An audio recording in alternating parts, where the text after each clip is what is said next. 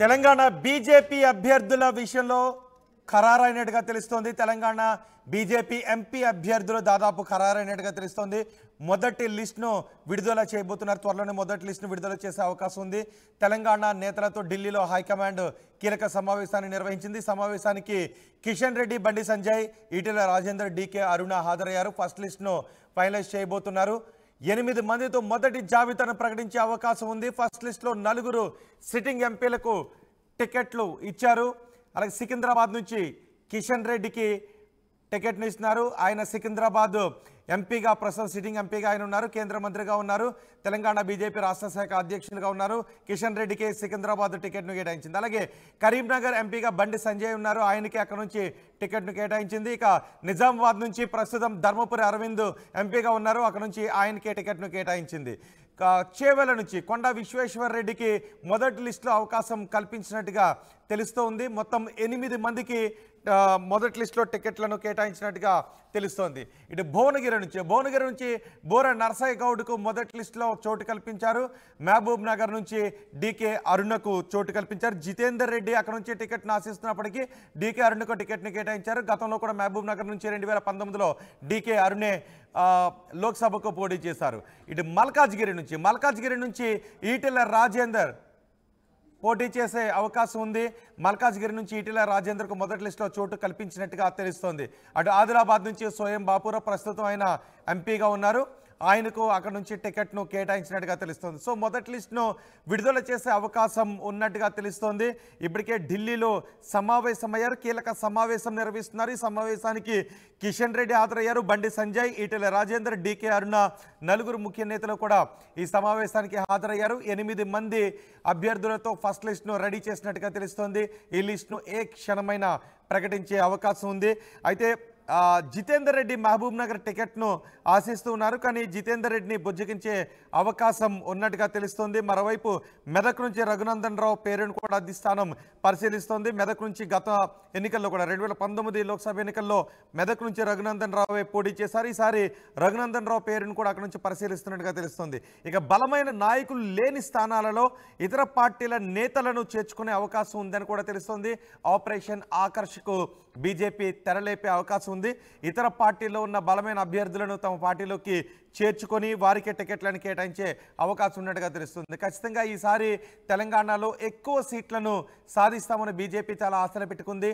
మోదీ చరిష్మాతో పాటు రామాలయ నిర్మాణం ఈసారి ఎక్కువ ఎంపీ సీట్లను గెలవటానికి దోహదపడుతుంది అని అనుకుంటుంది. అంతేకాదు మొన్న అసెంబ్లీ ఎన్నికల్లో కూడా 8 అసెంబ్లీ స్థానాలను బీజేపీ గెలుచుకున్నటువంటి నేపథ్యంలో గతం కంటే ఈసారి అసెంబ్లీ స్థానాలు మెరుగుపడిన నేపథ్యంలో పార్లమెంటు స్థానాలు కూడా ఎక్కువగా గెలిచే అవకాశం ఉందని బీజేపీ భావిస్తుంది. అందుకే మొదటి లిస్టులో 8 మంది గెలిచే అవకాశం ఉన్న అభ్యర్థులకు టికెట్లు కేటాయించినట్టుగా తెలుస్తోంది. ఇంకా లిస్టును విడుదల చేయలేదు. ఈ పేర్లే దాదాపు ఫస్ట్ లిస్టును రిలీజ్ చేసే అవకాశం కనిపిస్తుంది. బలమైన అభ్యర్థులు లేని చోట ఇతర పార్టీల నేతలను బీజేపీలో చేర్చుకొని వారికి అక్కడ నుంచి టికెట్లను కేటాయించే అవకాశం ఉంది అని తెలుస్తుంది. మొదటి లిస్టులో చోటు దక్కే అవకాశం ఉన్న నేతలు, మొదటి లిస్టు రెడీ అయిన నేతలు ఎవరనేది మరొకసారి నేను మీకు వినిపించబోతున్నాను. మొదటి లిస్టులో 4 సిట్టింగ్లో కూడా టికెట్లు ఇచ్చారు. అలాగే మరో 4కి చోటు కల్పించినట్టుగా తెలుస్తోంది.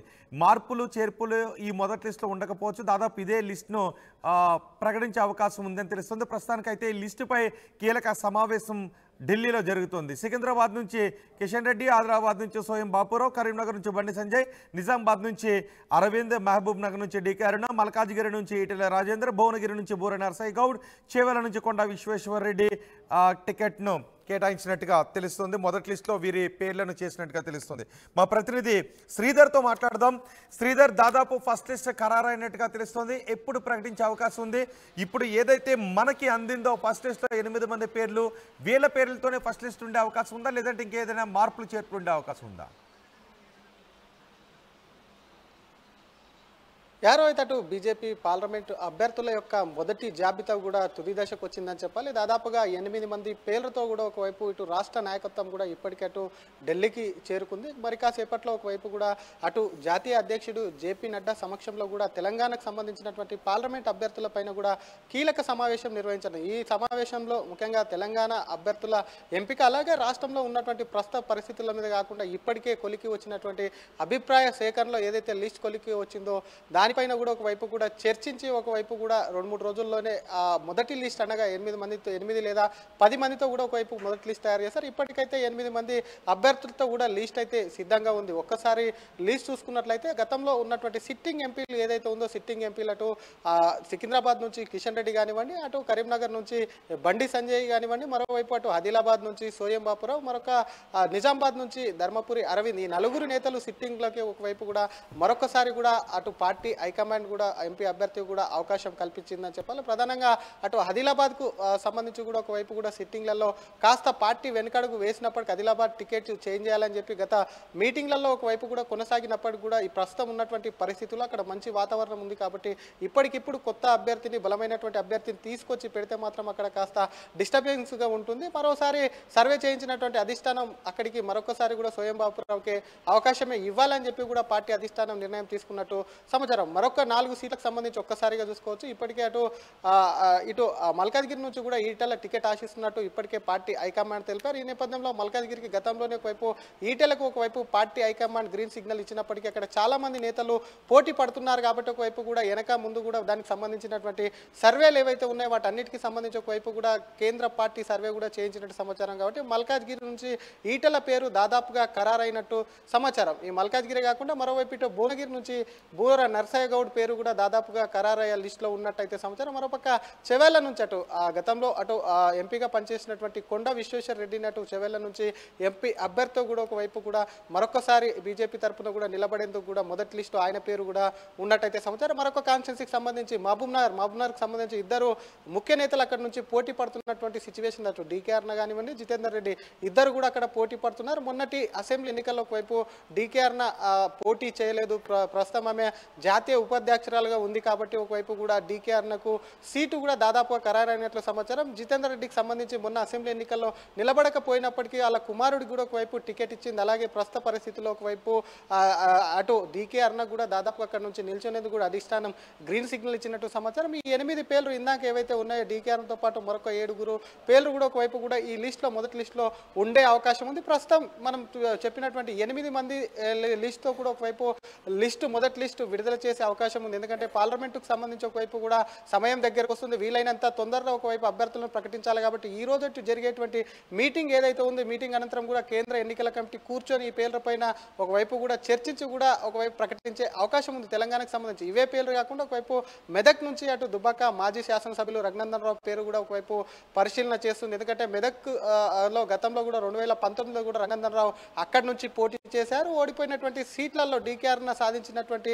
ఓట్లు ఏదైతుందో ఆ తర్వాత అత్యధిక ఓట్లు సాధించిన స్థానంలో రఘునందన్ రావు గత పార్లమెంట్ ఎన్నికల్లో కూడా 2వ స్థానం సాధించారు కాబట్టి ఆయన ఆ సీట్ కోసం కూడా ఆశిస్తున్నారు. పార్టీ హైకమాండ్ కూడా ఒకవైపు ఆయన పేరు తీవ్రంగా పరిశీలిస్తున్నటువంటి పరిస్థితి. ఇవే స్థానాలు కాకుండా మిగతా స్థానాలు ఏవైతే ఒకవైపు చూసుకోవచ్చు కొన్ని వేరే పార్టీల నుంచి బలమైనటువంటి అభ్యర్థులు వస్తే ఏ విధంగా ఉంటుందని చెప్పి కూడా ఇప్పటికే పార్టీలో చర్చ అయితే జరుగుతుంది. కొంతమంది అభ్యర్థులకు సంబంధించి అటు కాంగ్రెస్ కానివ్వండి బీఆర్ఎస్కు సంబంధించినటువంటి అభ్యర్థులతో ప్రస్తుతం సిట్టింగ్ ఎంపీలుగా ఉన్నటువంటి కొంతమందితో కూడా చర్చలు జరుపుతున్నట్టు సమాచారం. వారే కాకుండా మరి సిట్టింగ్ కాకుండా బలమైనటువంటి అభ్యర్థి బీజేపీ కాకుండా ఇతర పార్టీలో ఉంచే పార్టీలో చేర్చుకోవాలని చెప్పి కూడా బీజేపీ యోచిస్తున్నట్టు సమాచారం. ఇందులో ప్రధానంగా ఒకవైపు చూసుకోవచ్చు మహబూబ్ నగర్ విషయంలో జితేందర్ రెడ్డి కూడా అక్కడ నుంచి మహబూబ్ నగర్ టికెట్ను జితేందర్ రెడ్డి కూడా ఆశిస్తున్నారు.